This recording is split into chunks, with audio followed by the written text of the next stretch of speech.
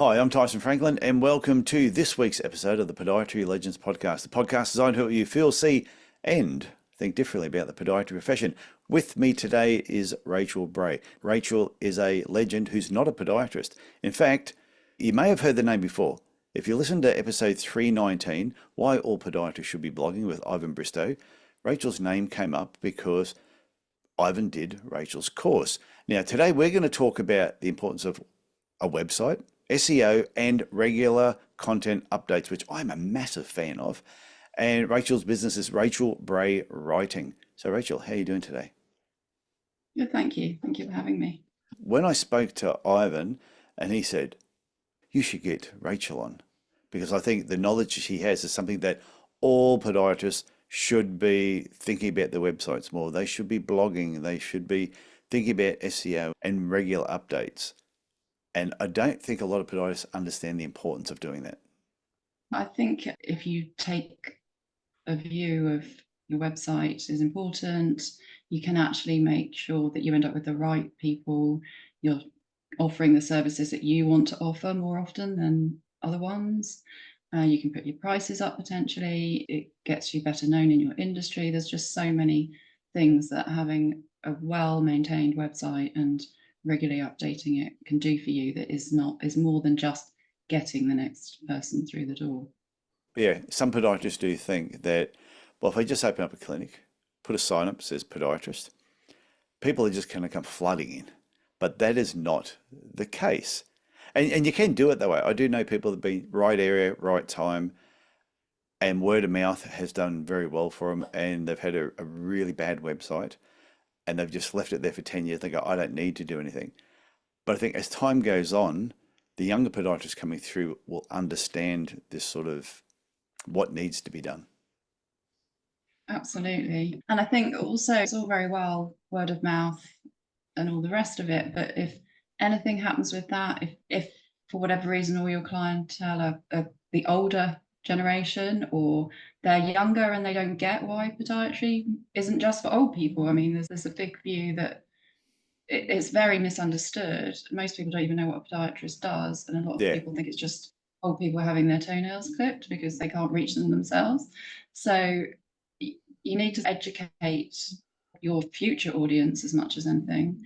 And also, if you're just relying on word of mouth, you are literally just getting the business that presents itself to you, which doesn't give you the opportunity to explore the things that you're most interested in, that are most profitable for you, that you enjoy doing. You just end up with what you've got, Mm. which might be something. And if you're depending on word of mouth and you've performed a certain service for somebody that you don't enjoy doing and isn't profitable, but they're going around telling everybody that you're brilliant at this, that's what you'll end up getting.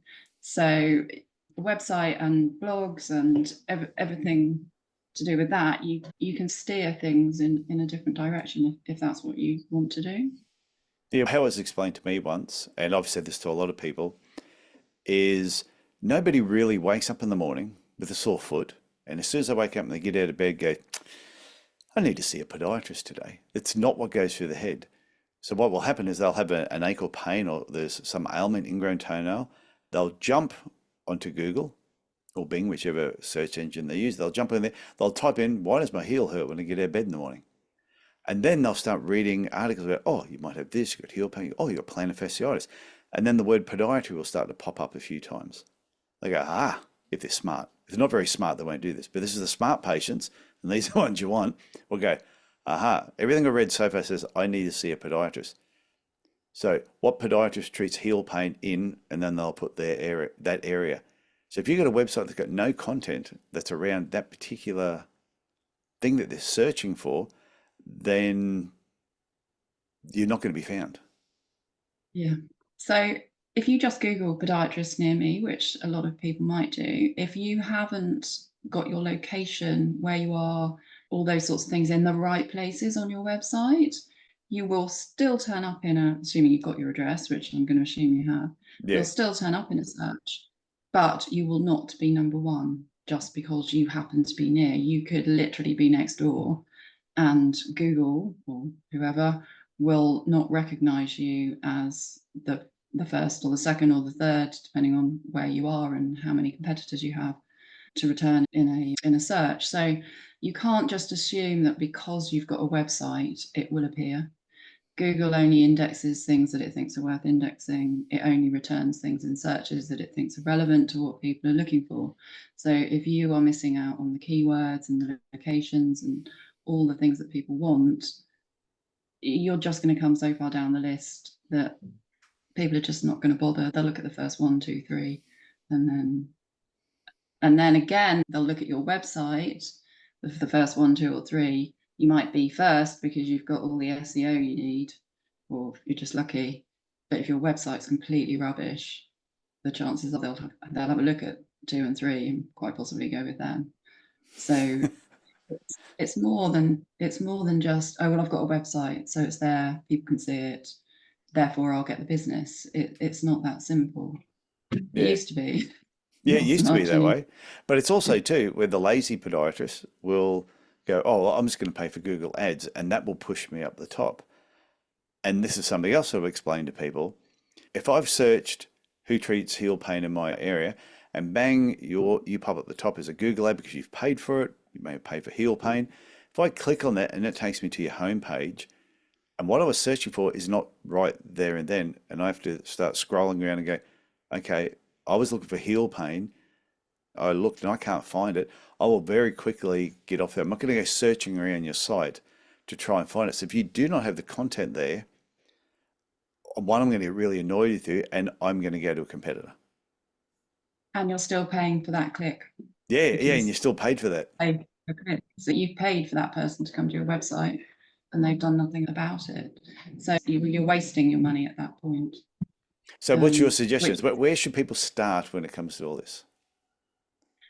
so I would start with a decent website. Make sure that what you do is clear, it's concise, it's correct, it makes you sound professional, it looks professional. So if you're just starting, then create your own website. But bear in mind, if you can invest in a website, it's worth investing in because it should pay dividends. Well, I If you always say to can, people, if you're doing your own website, just be careful because even parents with ugly children think they look good. So that too. Yeah. if you're doing your own website and all your friends are going, oh, that looks really good. Like my friend who does podiatry clinic websites, also owns a business called Precedence. She got 21 website developers and a brick and mortar building, and this is what they do every day. And she said to me once, I can dig out my own ingrown toenail too, but I choose not to. I let a professional do it. Absolutely, which is my argument with the copy as well, writing. Yeah. So ideally, you want to invest in proper website design. You want to invest in proper professional copy. One of the hardest things in the world is to write about your own business. You know it inside out, you understand it. That doesn't mean that everyone else does. It's very easy to get into jargon, to get into, you'll read websites where there's like 4 pages of why they became a podiatrist, and it's like, don't care. Yeah, it's boring. Or, so focusing on it's focusing on what people want to hear, what they want to read, how they want to read it, and what is going to have an impact on whether they will actually do the things that you want them to do, which a professional can obviously do that far better. And they're a step removed from your business. And they're also not an expert in your business. So they know where they need to explain things and how to explain things. So I would say as much professional is a shop window. So you don't throw all the rubbish into the shop window and just hope for the best. You get everything as looking as good as you can. So professional website design, professional copy, professional images of you, your Oh, yeah. staff, your clinic at work.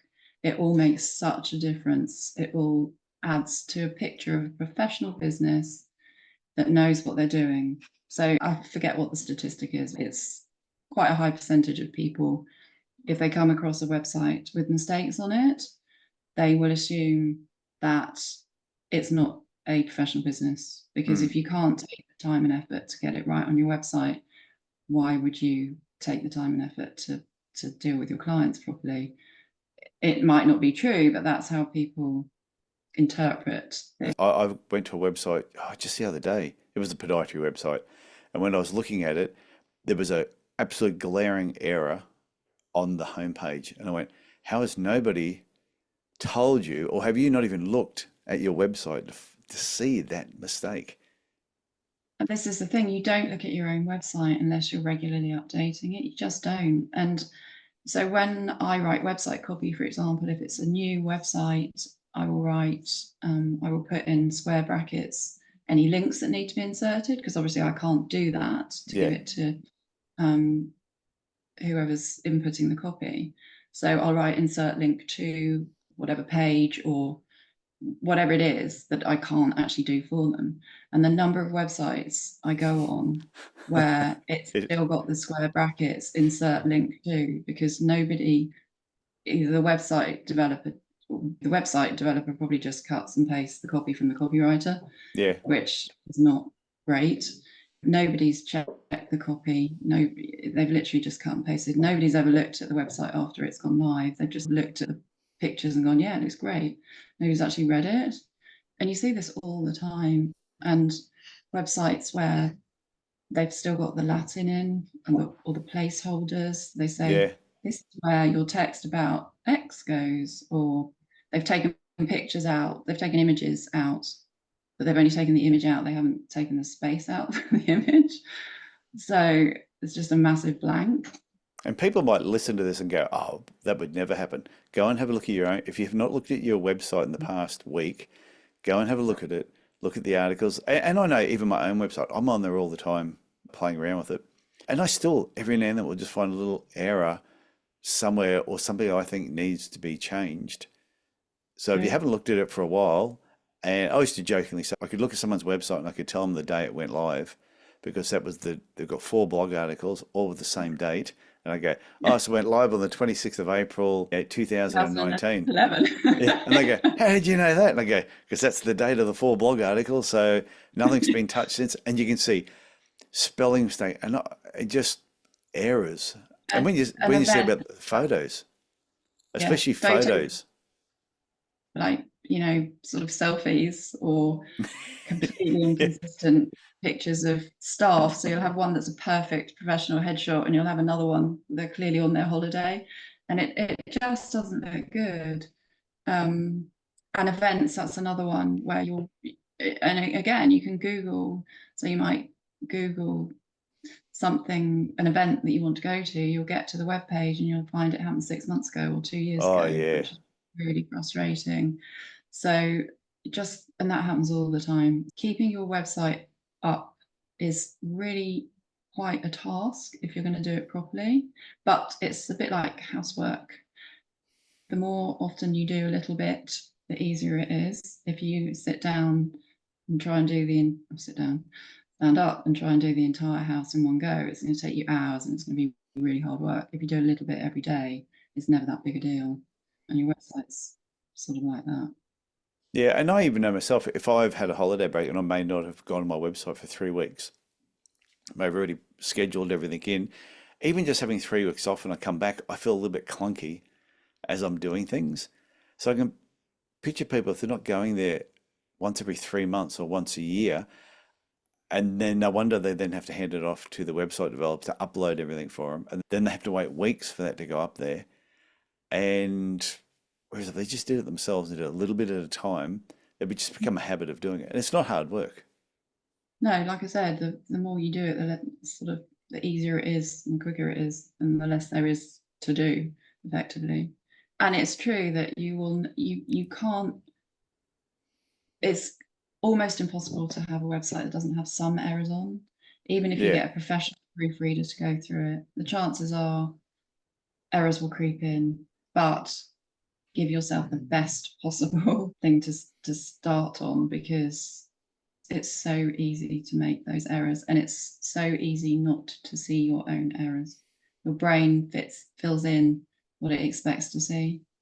And if you've written it recently, your brain will read in the bits that you think it should be there.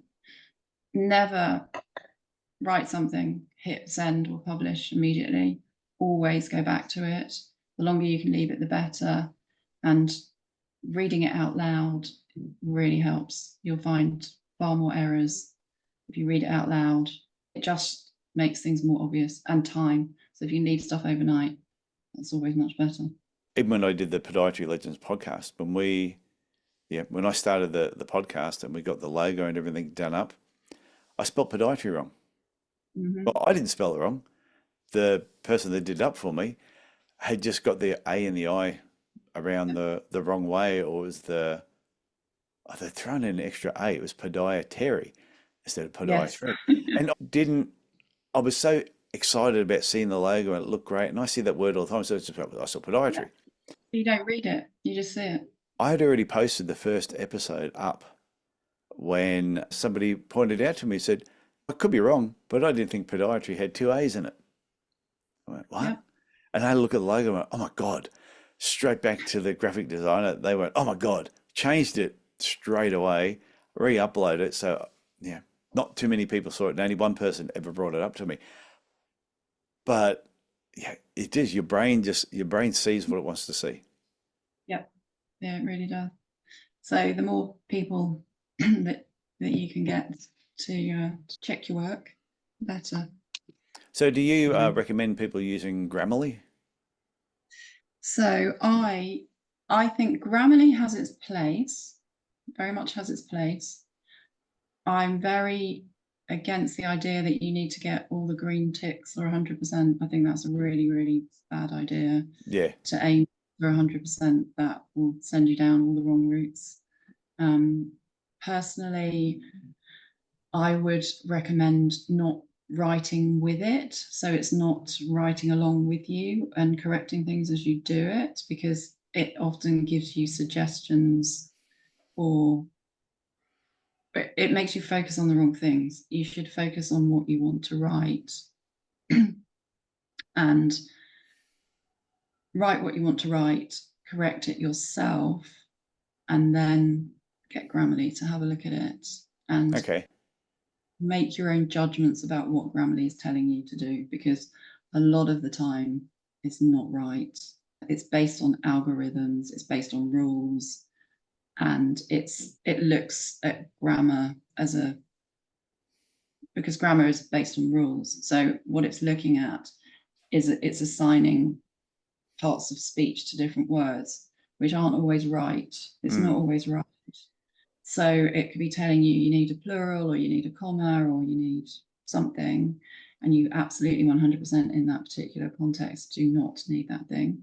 So it's very much, you need to, don't assume just because Grammarly is a grammar expert, it knows what it's talking about. It's based on, like I said, rules and algorithms, and it's a machine. So you still need to know your grammar and what you're trying to say. So take it with a pinch of salt. It can be really useful for pointing out errors, like we were just talking about errors that you can't see. Yeah. It can be really useful for that. You might have put two the's in or missed out the.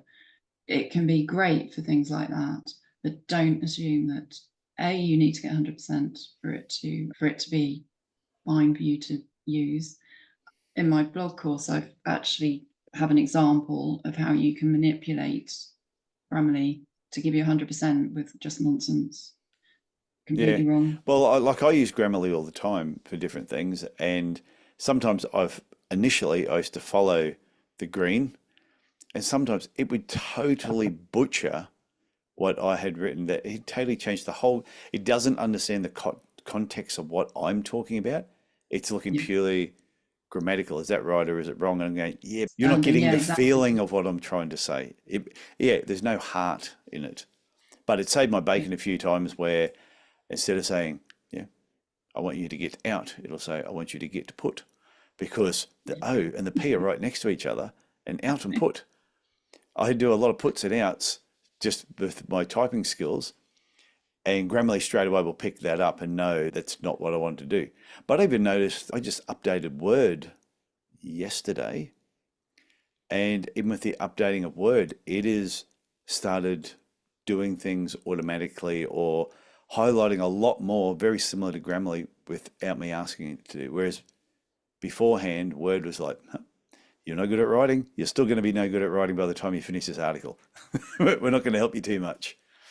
Yeah, and it is helpful for things like filler words. I'm pretty bad at throwing filler words in, and it will point those out, and it does. So from that point of view, it can make you better because you start thinking about the filler words that you're using more than you would if you weren't using those tools. And it can sometimes point out where you think it's clear, but actually it really isn't as clear as you thought it was. So they definitely have their place. Just don't assume you have to get 100%, because chances are to get 100%, it won't really be proper English. So we've discussed like why they need to have a website and have a look at how old it is and does it need to be updated. Did you do it yourself?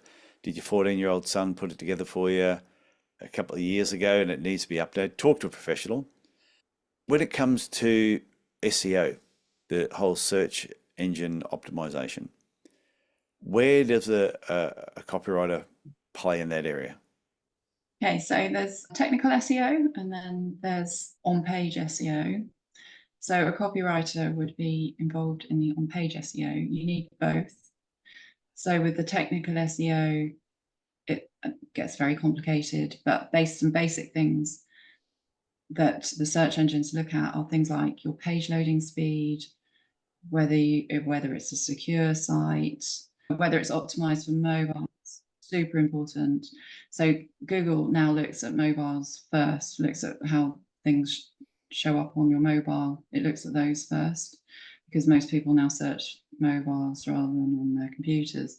So if you have a website that's quite old and it's not optimized for mobile, you'll be right down the bottom of the list. Because if you've been on a website recently on your phone where you've had to scroll sideways, backwards and forwards to actually be able to read the whole page because it doesn't just go on the page, that means that website hasn't been optimized for mobiles.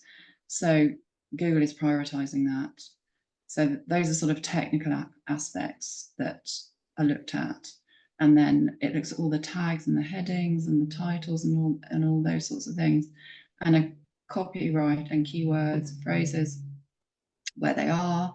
It looks at the page layout, whether you've got lots of white space, if you've got like long, deep paragraphs with no breaks, that's bad because we read very differently online. We don't read like we would read a newspaper or a book in print. We scan, we have a sort of F-shaped pattern. So we'll look at the top heading, we'll scroll down the left-hand side, and our eye will be drawn to the sort of headings as you go down the page. Okay. We don't start at the top and finish at the bottom. We skim. So what you write and how you write it is really important. So we'll start at the top, and if it's not interesting, we won't even bother with the rest. So you've got to get your keywords and phrases in at the top. Google looks at your heading title, your page SEO title, it looks at your paragraphs, it looks for keywords to try and work out what you're talking about. So it indexes and sort of assigns what it goes to your page, tries to work out what you're talking about, and then it puts it in a box for what it is.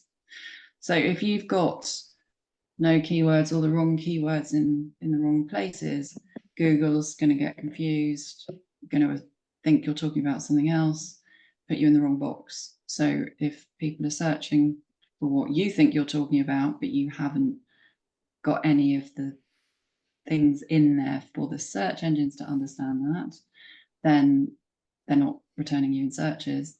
And equally, if you've got the wrong keywords in your blog or web page, whatever it is, and it turns up in a search for something that it's not really about, when people get to that page and realize actually it's not what I want at all, they're straight off that page, which is bad for your SEO because it shows that you're providing the wrong information or poor quality information. So Google's like, well, they're not worth bothering with them, so we bother. So their users know what they want, their users are typing in what they want, and they want to go immediately to the answer to whatever it is they want to know. And if your website is not providing the answers to what they want to know, they're not doing a good job. And they want to do a good job. So you need to give them the information they need, the search engines, the information they need, so that they can return you in the right searches to the right people and give them and make them look good, basically. That's one of the best explanations I've heard in a long time. Serious. Thank you. That was one of the best explanations because I've heard people mention it numerous times, and everything you were saying, I'm going, yep. I've heard different things from different people. That's the first time I've heard someone actually put that together for it to, I think it made sense. That's how I see it. So I feel that's the theory that SEO works on. So that's what you're aiming for. You're aiming to give people what they want to know. So if you're writing a blog to give them information about something specific, you need to give them that information. Mm. And I think in particular now with the whole clickbait thing where it all went, Oh, doesn't that annoy you? bit ridiculous. There's nothing worse than clickbait. And it used to be that you would write a blog, that you might answer the question, but you would get to the point at the end. So old school writing an essay. Yeah. You give you'd give your conclusion, you get to the end. There's definitely a school of thought now where you give pretty much all the information in the first paragraph. If people are interested in what you've got to say, they'll keep reading. But there's nothing worse than getting a bit of the information, getting to the end and discovering you haven't had your question answered. So, and it all changes all the time as well, because there are always people out there who will try and manipulate the algorithms to get to the top of the lists. Yeah. So recently, with the advent of the AI writing tools and ChatGPT, it was very much, we can write 1 billion blogs, stick them on our website, and we'll be top of everything. And that worked very briefly. And then Google obviously got wise to that, and entire websites just lost all their domain authority, which was a big deal for some larger businesses because they had to basically start from scratch again. They destroyed all their domain authority and just disappeared in the listings. So people who are just going to ChatGPT and go, hey, write me an article on heel pain, and it goes, writes it all out from that, and they putting up, they're thinking, well, I've done my thing now, then they're going to get spanked. So initially it was, if it's been written by AI, then we don't want it. That was how it started out. And then they changed it. So it's okay to use AI as far as the search engines are concerned, but it still has to be all the things the search engines want it to be. So it has to be expert, authoritative, trustworthy. I've forgotten the other one, the EEAT. So it still has to be well written. It still has to have all the right information. It still has to satisfy everything the reader wants. Mm. So while you can use AI, you won't be penalized by Google just because it's AI. You still might be if it's rubbish. So, and it's so generic. You're not doing yourself any favors by just using it. You're really not. It's generic. It's soulless. Half the time it's wrong. And the whole point of giving your customers relevant information is to help them, but also to help them get to know you better. So if you're just reading a generic thing that could have been written by literally anybody, it's really not doing what it's designed to do. So if you're going to use AI, there's ways to use it, and I think its main strengths are not in the actual producing the words. It can help you with blogs, with ideas, with structures, with all sorts of things, but don't tell it to write a blog about X and then cut and paste. Yeah. If you're going to use it to help you write your blogs, you need to really think about the prompts that you're giving it. It's a lot of work. To get a good blog out of AI is a process, and it's work. So you need to ask yourself whether that would be your time would be better invested in writing it yourself or getting a professional copywriter to write it for you, because you'll get so much more out of. Yeah. Do you write a lot of blog articles for podiatrists, or you don't, or I is it have, other industries? so I do all the industries. I do mainly service-based industries. I haven't written loads of blogs for podiatrists. I've written several websites for them. Yeah, And so one of the things that I sort of work on is, if I can research it, I can write about it, because it's true. I might not be a podiatrist, but the point is I am your target customer. Yeah, So if you can't explain to me what you do in a way that I can understand, and then explain it to your target customer in a way that they want to hear it, it's pointless. So in theory, I can write for most industries, and I actually really enjoy that, because you learn so much. I find out so much about so many different things. I've written for industries I didn't even know existed as a thing before I started writing about. And it's quite surprising how interesting some of the driest subjects can be when you actually get into the theory and the background and all the rest of it. So I think in some ways it helps to have somebody that is that step removed from what you do and is completely impartial to. yeah. They've got no agenda. They're producing something that sort of fits all the rules but is creative at the same time, and does the job it's designed to do. So Yeah, no, that makes sense. So your blog writing course that you have, and this is one that Ivan was talking about, and he reckons every podiatrist should do it. yeah, How, how do well, one, how do people find out, get more information about it? And can you tell us a little bit about the course? And I'll just let everyone know so that I'm not getting a kickback in any way, that I'm just sharing this information because I know it's very useful for the profession. yeah, so my whole thing is, not everyone can afford a professional copywriter to write their blogs on a weekly, twice monthly basis. You can't, or you might not want to.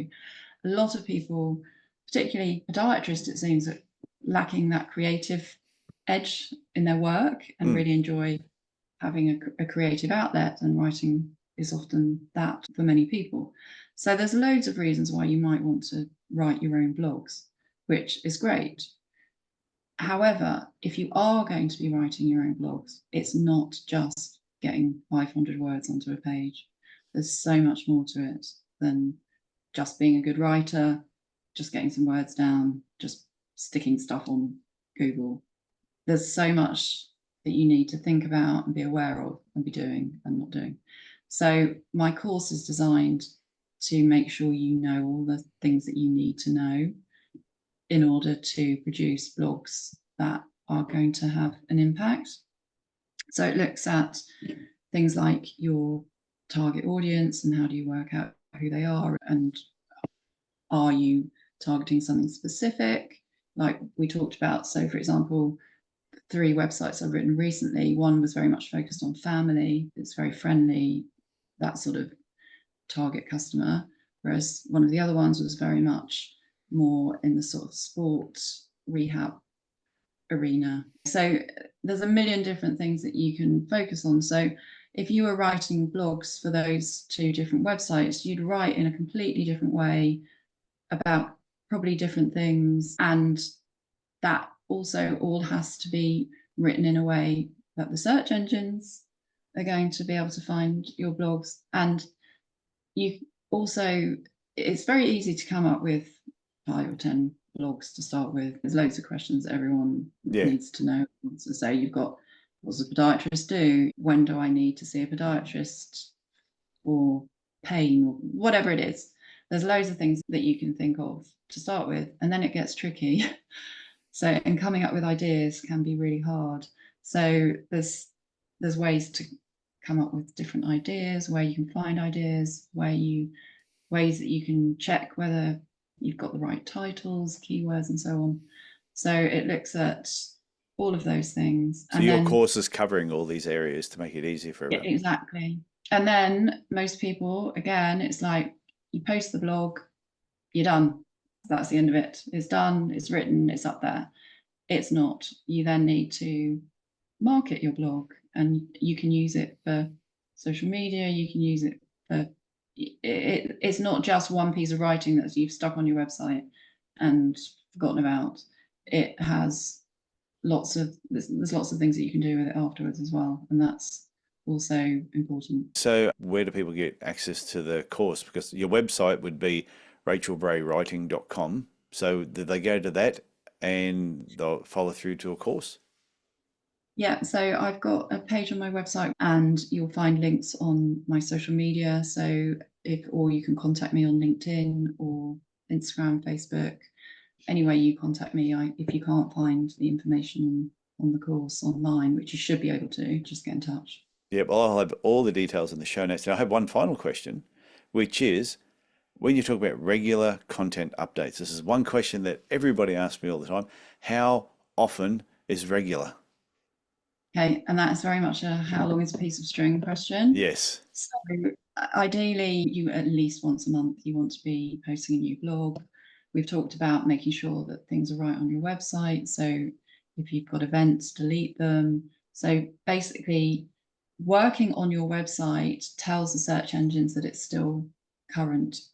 Again, I forget the numbers, but there's billions of websites, and a very small percentage of them are actually live and current. Yeah. So, and the search engines have a limited amount of capacity to crawl everything. So and as we mentioned, everything needs to be the right information. So they're not going to take the risk that something that hasn't been touched for 5 years is still the right information necessarily. So if you're updating your website regularly, that tells the search engines that it's still relevant. It's still something that they should be caring about. So blogs are a really great way to do that. And when you're on your website doing your blog, you can make other changes. And it's just really, having a blog really helps you maintain your website as well. And then how regular is regular? One of the elements is what is sustainable for you. Yeah.